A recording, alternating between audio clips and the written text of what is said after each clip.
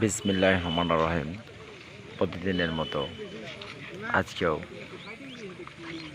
একটা ভিডিও নিয়ে হাজির হলাম ভোলা আটসরানপুর চাঁপাইনবাবগঞ্জ। তো আমি যে ভিডিওগুলো দেখাচ্ছি, আমরা আজকে ধান কাটতে এসেছি। দেখতে পাচ্ছি যে ডালিম সবাই কাটতেছে। তোরা আমাদেরকে আগেই বলছে যে লারা তোরা ধান কাটতে হবে না, ধান কাটবো। তার কারণে বড় ভাই কাটছে, একাটি ধান কাটছে, একাটি লাড়া কাটছে, এরকম সিস্টেম করে ধান কাটছে। কত গালা লোক বে,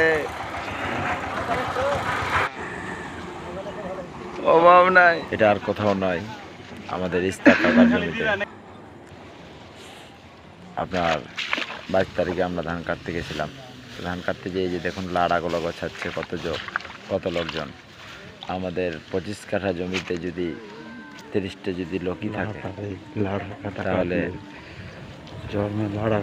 এই যে দেখুন কত বাঁধছে লাড়া, এগুলো বাঁধছে। আর ইয়ার আগে চলে গেছে 30টা লোক।